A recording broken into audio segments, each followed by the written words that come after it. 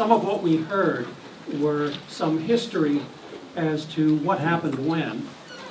We've seen some models that explain in some ways how certain things are structured. We also heard some reasons why certain things have been arranged or structured the way they are. Sometimes it's about how a certain law has been written. Sometimes it's a particular rationale.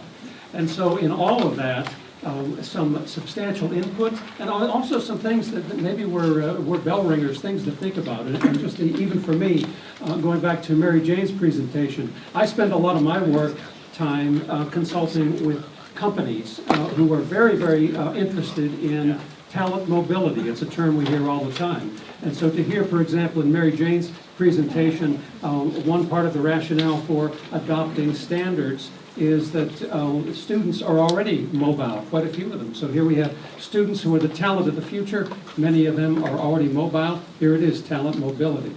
So again, all of this is input that brings us from the past up to the present time. In a few minutes, we are going to give you the challenge to project the future. There's an important linchpin in between, and that's a set of guiding principles that Governor Scott has prepared. So Andrea and I are just going to very quickly go over that list of guiding principles as the final bit of input before we turn loose all of your energies to collaborate.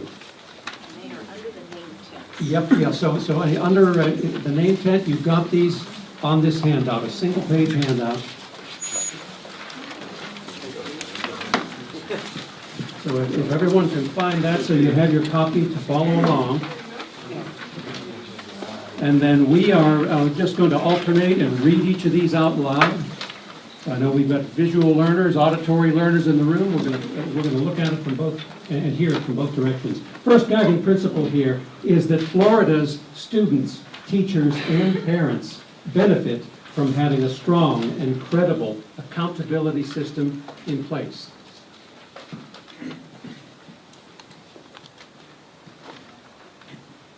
Okay, are you all able to agree on that first principle?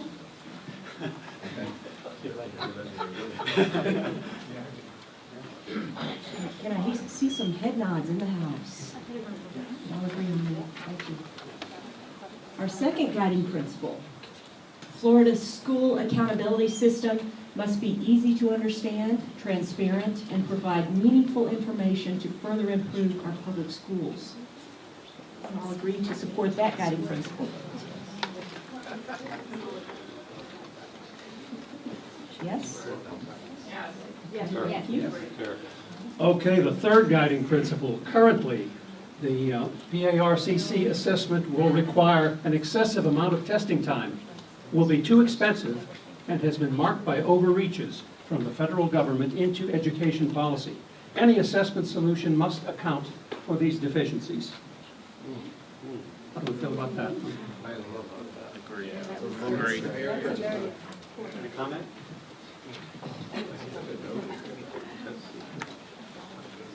This feels like the decision's already been made for us. Yes. And it feels like maybe we ought to soften the language just a little bit to give us at least 24 hours to discuss it. Maybe if we change the will to may. May require an excessive, may be too expensive. At least give us 24 hours before we make a final decision. Okay, again, these are inputs. These are inputs to the process. So as you take these forward, it is in your groups that you'll actually be crafting the vision. Can I ask a question then? So now if you're saying that we're crafting the vision independently within our meetings, I agree, the word usage that we're talking about here, it's kind of loaded.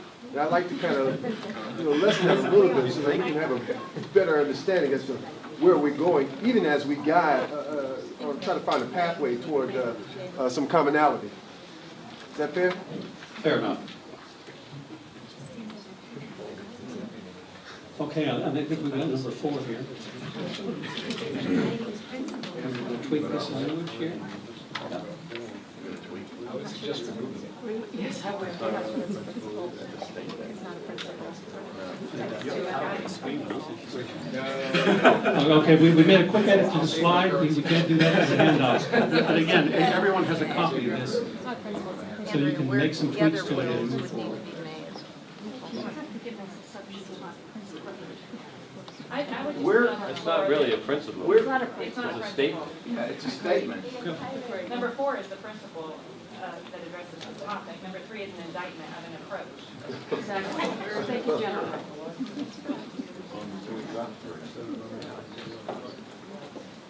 I would move to strike 3 in its entirety as a guiding principle. I would question that. I think that what number 3 should say, if it's going to be a guiding principle, is that we should consider testing time, the expense, and the involvement of the federal government into state policy and account for that. As a guiding principle, but not indict Park, because I don't know if we have enough information to indict Park. And perhaps that could be added into number 4, which also talks about other criteria for assessment.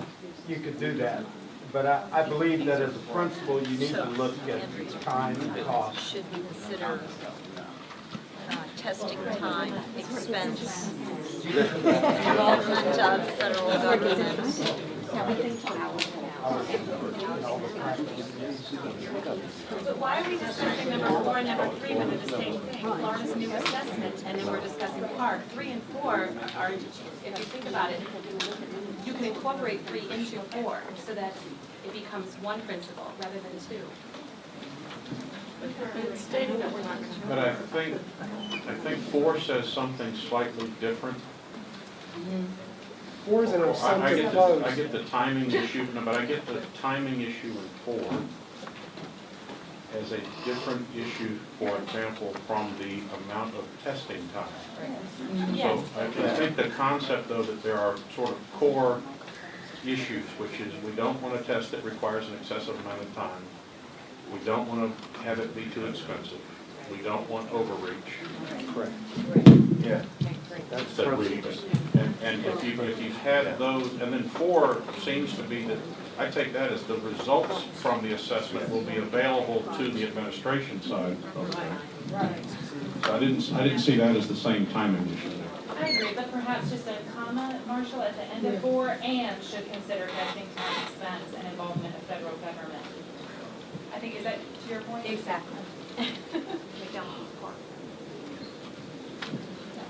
So, Kristen, that should consider testing time, that sentence in number 3, that last sentence.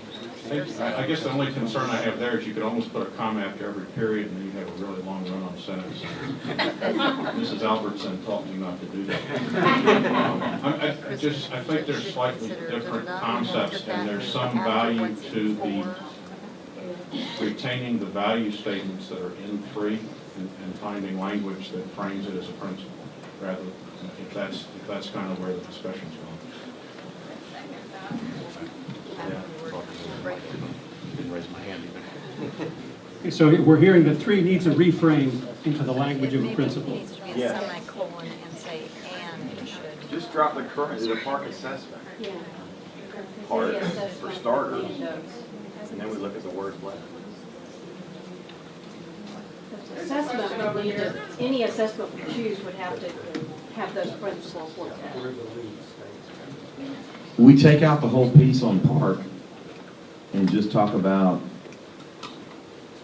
government overreaches, time, Cost. and cost. Cost, yes. And that this assessment solution should account for those issues, or they're not deficiencies, because it would be those issues.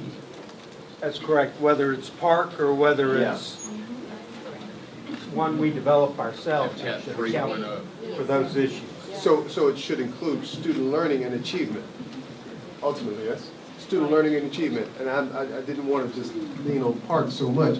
We can take that out, and I agree, but student learning and achievement should be our focus. As a primary, testing time, all that stuff.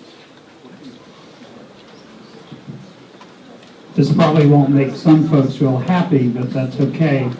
we're talking about federal government overreach. I think some of us would believe state overreach needs to be discussed as a principle too.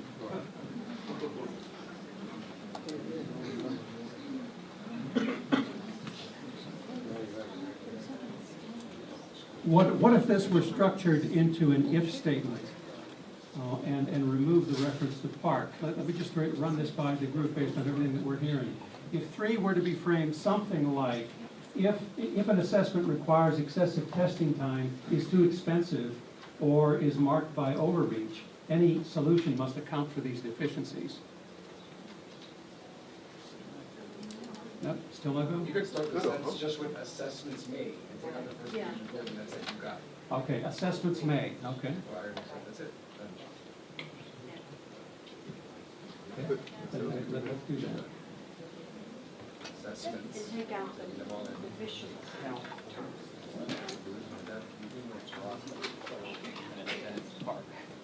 But it's true. Oh, so as soon as you. It could be the other, it could be the. Commissioner?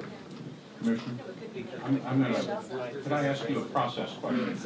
Because I think one thing that as I read this, and I'm thinking about it, there is a question, there is a public dialogue on the table about where park is, where park will be, whether park does the things it needs to be. Are you looking for this group to have some input? I mean, that's kind of a specific question that there's been a lot of discussion about publicly.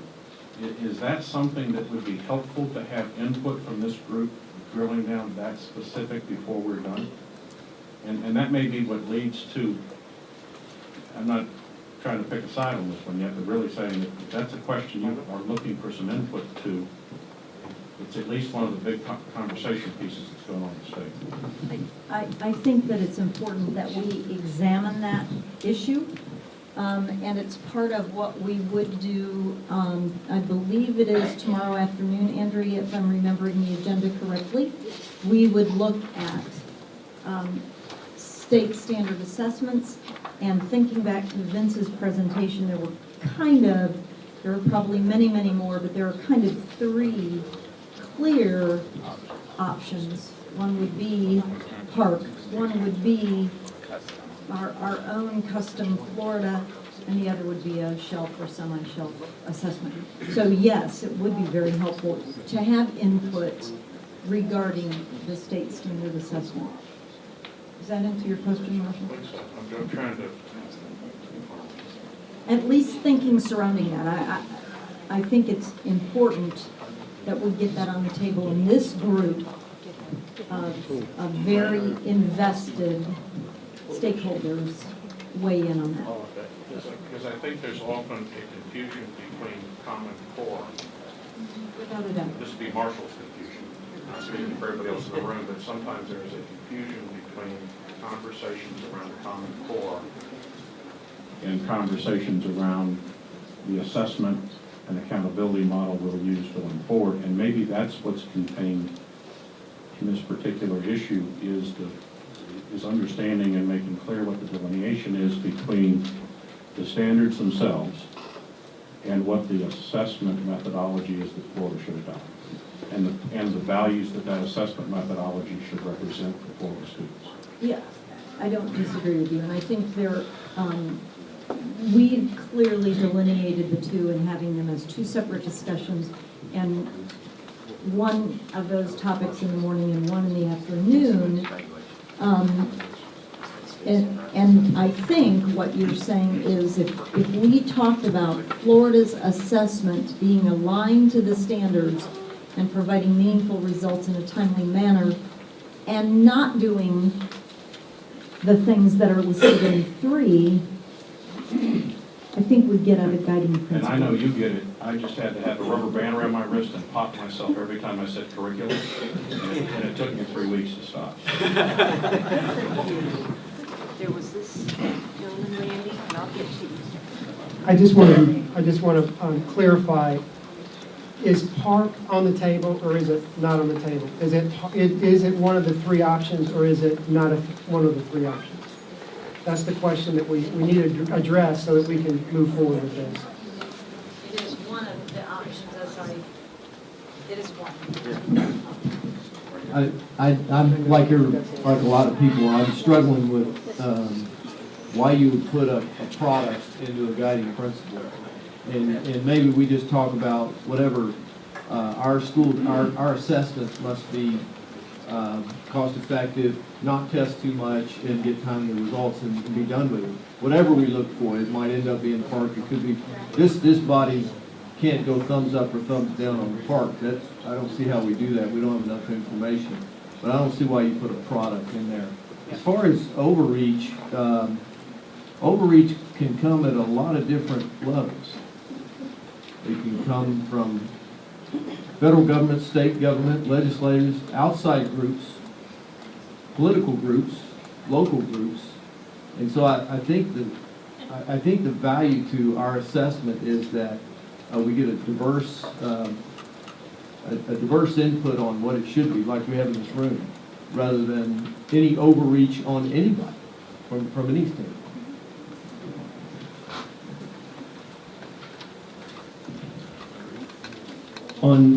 Couldn't we just strike number 3 and take number 5 and take out the word, can I finish? I didn't finish.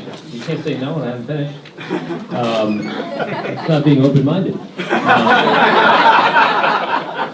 Strike number 3.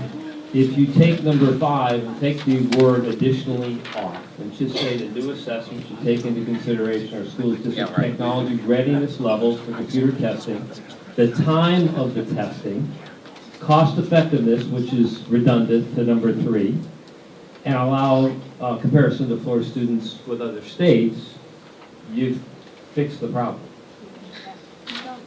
Right? I mean, so just, why? Why haven't you fixed the problem?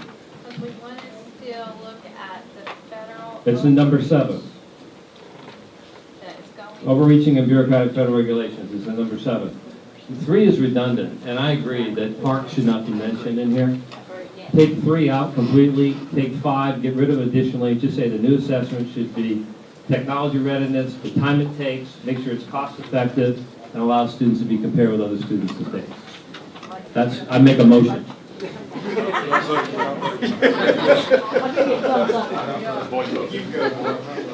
What everybody's trying to say is it's premature on the first afternoon to have 3 as a guiding principle. We're trying to have some discussion about this over the next couple of days as to whether park is right or something else is right or what the costs are and all that. I think it's premature on the first afternoon to have a full discussion of park and other things as one of our guiding principles. So take it out. Agree. Take it out. This is a compilation, I actually wrote something down, so trying to listen to you, Chairman. How about, I showed this to Pam and she didn't look cross-eyed. There's some words I couldn't read. Right. Disclaimer. I love it. It basically says state standards are needed to determine whether every child learns at least a year's worth of knowledge in a year's time. That's from somebody back here. The assessment results should provide meaningful and useful information to our students, to parents, to teachers on student achievement. Additionally, the results should be available in a timely manner. The cost of the test and the amount of testing time required should be reasonable. There should not be unnecessary federal involvement in student assessments. That's kind of a overview.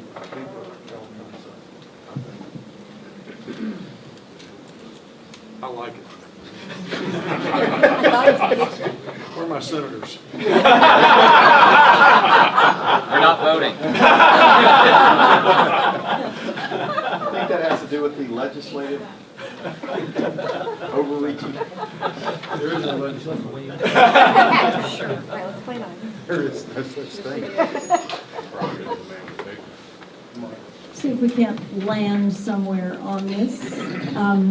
I think we can pull the guiding principles out of 3 and place those into either 4 or 5, and I think we still have the same. Yes, and guiding principle without being so specific. So I think we can figure out a way that we can do that. Is my chair okay with that? Well, I think that's what I would suggest. Right. That you eliminate three, take out the word additionally, just say the new assessment should consider the technology readiness, the time of the test, cost effectiveness, and we compare all students. And your overreaching bureaucratic federal regulation piece is in number 7, so I think that does it. I don't want to belabor this point. In number 5, I think the cost effectiveness piece is speaking directly to the technology part. And we want to consider the cost effectiveness overall of whatever assessment But it it says might the be. new assessment should take into consideration. That's Right. the new assessment. Technology So readiness it's not, levels. whatever cost, the assessment, the technology, whatever. It ought to be cost effective.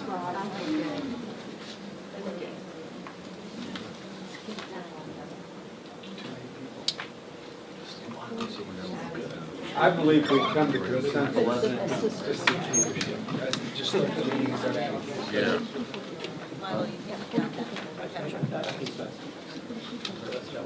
Okay, I believe between our note-taking, we've got it captured. Do we have another comment? Yeah, if you don't mind. I'm glad we reached consensus. I find it interesting, the tsunami of concern over federal overreach of late. I complained about it about a year ago, 2 years ago, when the federal government was used as the reason behind Florida's submission of the waiver to include students with disabilities and English language learners who had just gone through one single year of home language instruction before they were not only tested, but their performance was to be taken into account. I can just tell you what level of impact that has, disproportionate impact on a system that has more kids who are English language learners than 90% plus of all the Florida districts, 67,000 Miami-Dade alone. And there was no outcry. It seems that it's not until you touch on this majority impact in the state that then we're concerned about federal overreach. So if we're going to take the issue of federal overreach seriously, and I agree with it, we should not allow the federal government to interfere with good state public policy regarding public education. Then let's look retroactively at what we've done over the past 24 months alone, without a great deal of pushback across the state. There are two issues that need to be fixed. Two issues that need to be fixed. And they're specific to students with disabilities. It is immoral what we're doing, and students who are English language learners.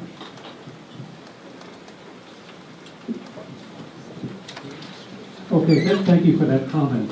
And to the point about a tsunami of comments, this is one reason why, as part of the labs process here, we did not simply hand this out as a piece of paper.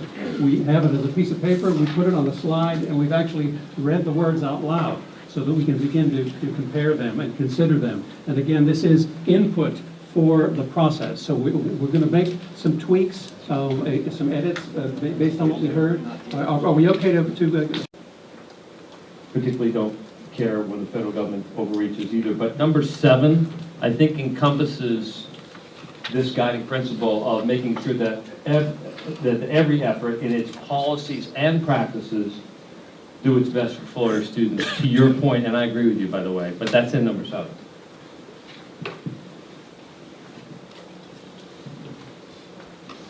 Thank you, Mr. Chair. You're welcome. Did you capture those changes, Kristen? So everyone, number 3 is off the table because it has been incorporated in other items that we're hearing. And then it looks like Kristen has made real-time edits to the new number 3, which was number 4. And may I read that to you as is now? Florida's new assessment must be aligned to Florida's new standards and should provide meaningful results in a timely manner regarding student mastery of content. It should consider testing time, expense, and involvement of the federal government. So how does that new language resonate with you? Does that capture?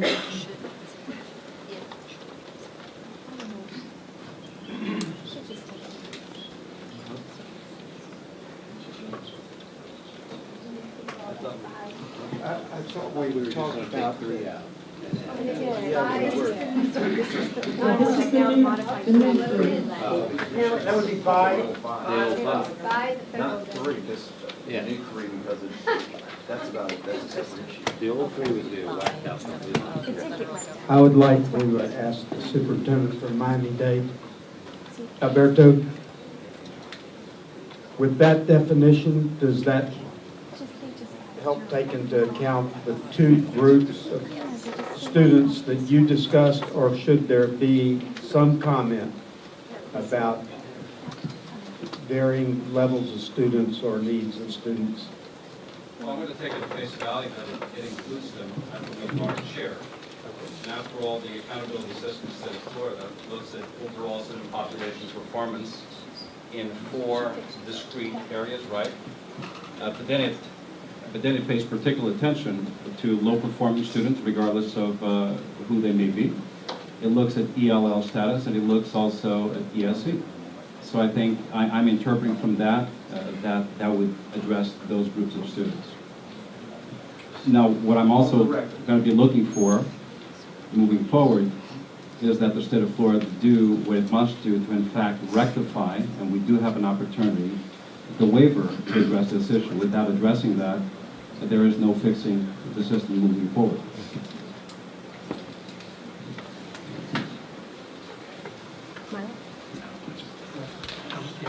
A comment, since we've now referred to the new standards in number 3, and we have standards as one of our 4 topics of consideration over the next 3 days, I would like there to be, I hope the standards aren't on the table. I hope we're done with that decision.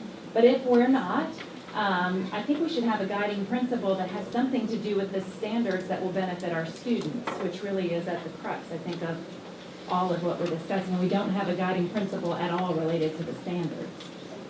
Though we did have one presented to us by Mary Jane at the end of her presentation on standards.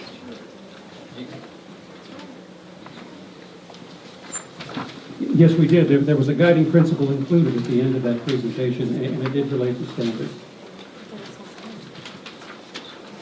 It sounds like that should be considered and included in the guiding principles. You can add it at the end of number 1. You can add it at the end of number 1. So to add that at the end of number 1 is the suggestion we heard. Just a little confused. Based on high standards. You gotta do it based on high standards at the end of the Standards and...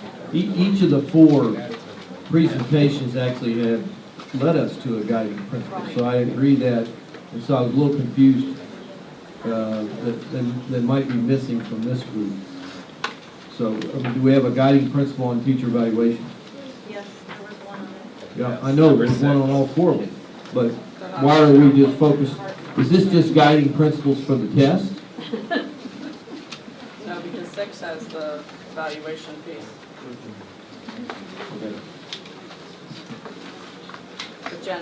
But Jennifer's correct, we don't have anything about high standards. Yeah, but I think what my fellow superintendent's saying is important.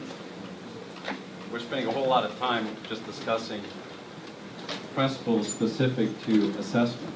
There are accountability issues that I think are within the charge given to us to tackle while we're here that are not part of those principles.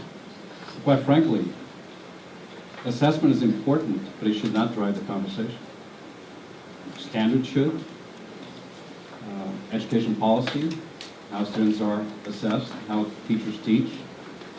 The accountability system itself and some of the mechanics of it, I think, merit some observation and some conversation.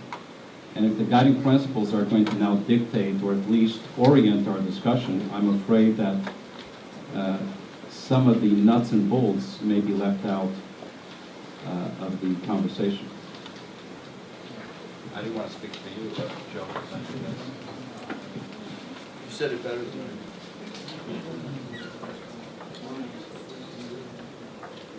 Okay, so we have guiding principles that are set to orient, not dictate, but orient our discussion.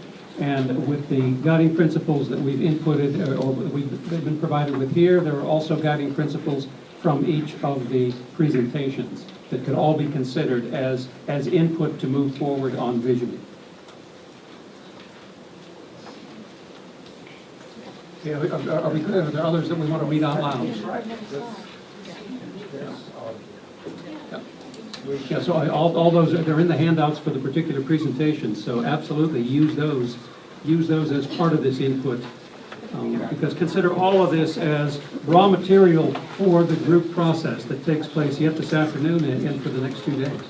And we can sift out those guiding principles from the 4 presentations as part of this whole guiding principles package. We can do that. And shall we go to the next guiding principle slide and just make sure we're all on board with 5, 6, and 7 in its current form? 7 and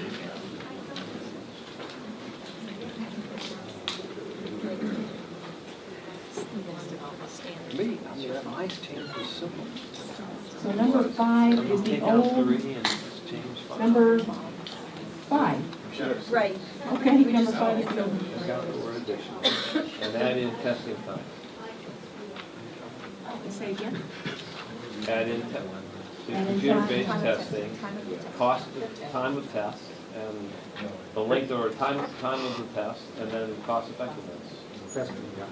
Yeah, testing. Testing time. and cost effectiveness. That's it. Okay. So in its current state, the new assessment should take into consideration our school district's technology readiness levels for computer-based testing, testing time, cost effectiveness, and allow comparisons of Florida students with students of other states.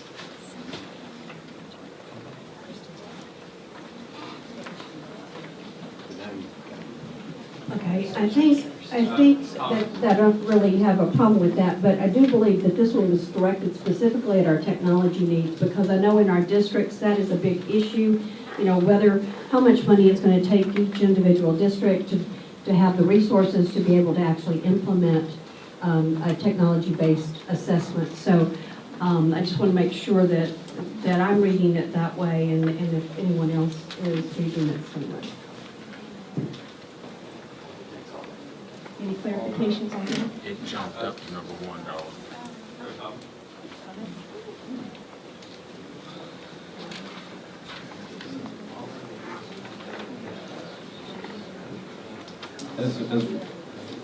As we're debating, or at least having conversation regarding allowing comparisons of Florida students with students of other states, if you simultaneously adopt this portion of this principle and maintain the possibility of multiple types of assessment avenues, whatever they may be, I see in that as a conflict.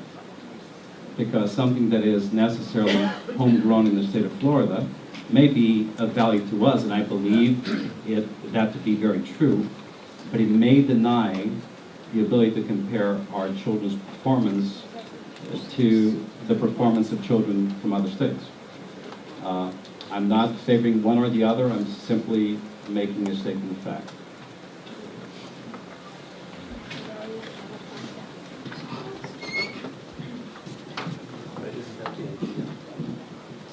I actually agree with that, because if we look at our guiding, well, we have to assess the 3 assessments per se, and if we do decide to go with custom assessments for our own state, how are we going to guarantee that we're going to compare with other states? I think we should probably, so I agree with you, that probably doesn't need to be in there.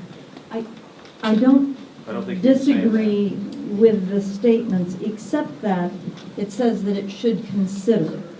Doesn't say that it must allow for it, but it does say that that should be a consideration.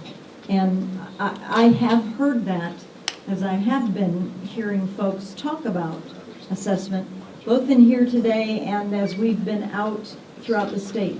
So I don't think it would preclude us from going with something custom, but that should be a point of consideration.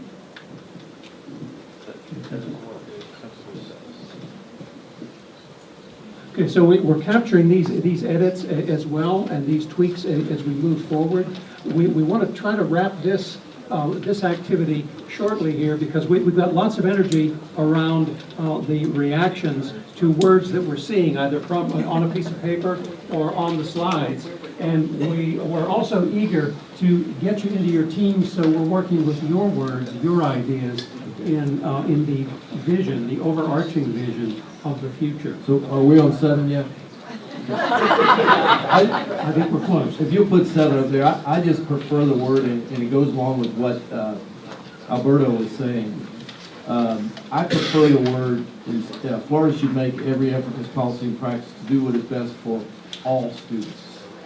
I prefer the word all, just because it seems more inclusive. Okay, so replace our students with all students, right? That's my preference, but others. All Control hours, so all hours. Okay, so all our students, we only control all. All students.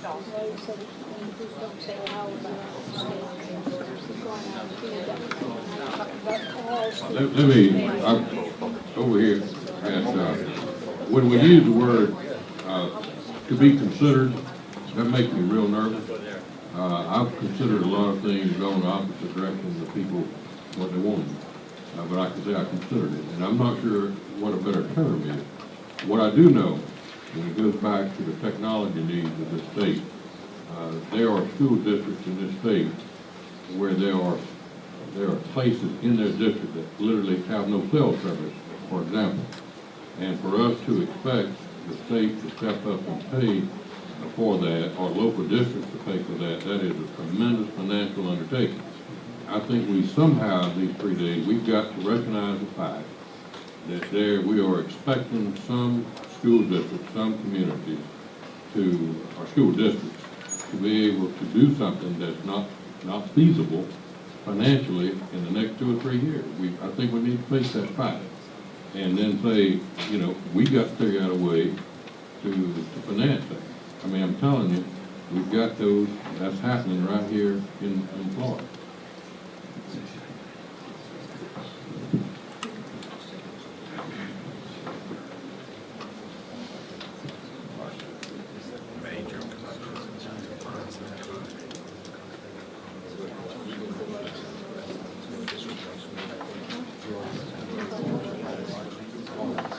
I would like to add specifically to what the good senator said. As we're here, 3 consortiums met today in Florida that represent small school districts, and I think that they're discussing a need just to be able to connect with the state and do these assessments just for the infrastructure needs. It's about $78 million. That is not for the applications to go with it, the software, and that's not for the computers that kids have in their hand. That's just to get them connected. So it is a major problem if we start projecting that testing should all be done on computers, and perhaps we need to say that we should look at a combination of testing that includes Plan A and Plan B, and not be all computer-generated assessments. We can do pencil and paper. Do we have 7, or are we at 6 now? I'm not sure. Oh, we added in 1 now, so I guess we do have the 7 principles listed here. But the majority of this specific refers to testing and assessments, and we're here for a wider variety of issues, and the guiding principles here seem to be focusing specifically on assessments. And I think it's important that if we're looking at a document to guide our discussion, that it directs us to consider Common Core state standards and how those affect children, and teacher evaluations and how that will inform instruction and so on. And we're just, I think, overly focusing on assessments with these guiding principles, which we could broaden it would help. Go back to change all seven. Sure, and obviously, this is why you're here. These are living guiding principles that are living and breathing and moving even as we're here. Shall we read them one more time and just revisit them as we're in the 3-day summit and continue to refine them so they reflect the work of this group? So let us go through number 1. Florida students, teachers, and parents benefit from having a strong and credible accountability system in place. Okay, and number 2, continuing to raise the bar on education standards by including an emphasis on critical and analytical thinking to drive continued improvement by Florida students. Number 3, yes, that was in the presentation. Let's give it. Okay, that was added. Number 3, Florida's school accountability system must be easy to understand, transparent, and provide meaningful information to further improve our public schools. And number 4, Florida's new assessment must be aligned to Florida's new standards and should provide meaningful results in a timely manner regarding student mastery of content. It should consider testing time, comparability with other states, expense, and excessive involvement by federal government. All right. Number 5, the new assessment should take into consideration our school district's technology readiness, levels for computer-based testing, testing time, cost effectiveness, and allow comparisons of Florida students with students of other states.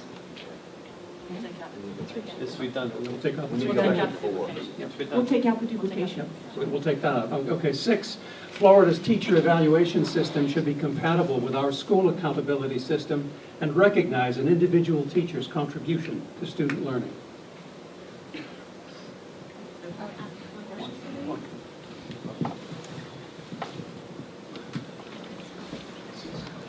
Would part of this principle be considered to look at also the contribution that comes from the parent, from the community? In Kathy's presentation of the characteristics that are factored out, poverty was not mentioned. All of the research is showing that that is not an excuse for learning, but it definitely has an impact on the speed, the required additional resources. So I think this should be expanded so it's not just the individual teacher's contribution that's going to be measured.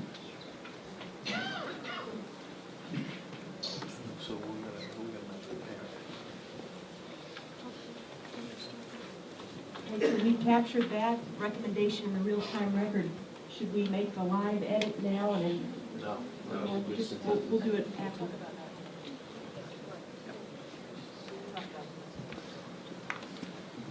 This has already been mentioned, but I want to mention it again because I think we need to drive this home. These are guiding principles, and these guiding principles are specifically on assessments. They are not on any of the other issues here.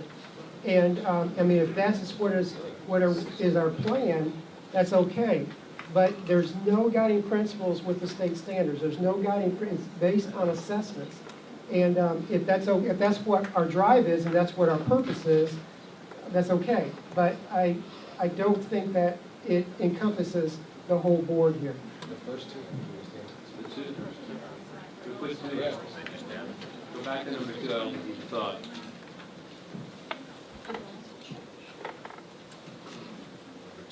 Number 2.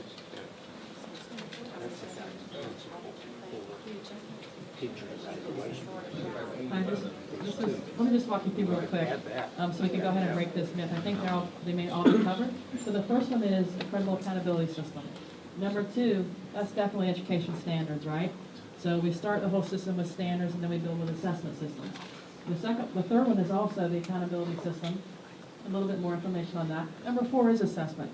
So we talked about the standards. We talked about assessment. If we go to the next one. We talked about the assessment. Teacher evaluation. And school grades is really the accountability system. So I think, I'm not sure what's not clear, and if you give staff a little bit of time where there's duplication in there on the comparability of tests, if you would let us have the benefit of tonight to go back and clear them up for one quick review in the morning, if that's okay with you, some staff, and I would not do your work. Good. But if you authorize that, we'd be happy to look at it and just clean it up tonight and come back. and make sure that we honor your charge is to cover all 4 areas, not duplicating words in different ones. Would that be okay with the group? Yes. Okay. Thank you, Kim. Dr. Kim. Thank you very much. And thanks to everybody for the forthright and energetic commentary. As Andrea mentioned, these are living, breathing guiding principles, and everyone in here is really breathed some new life into them. Are we ready to vision the future?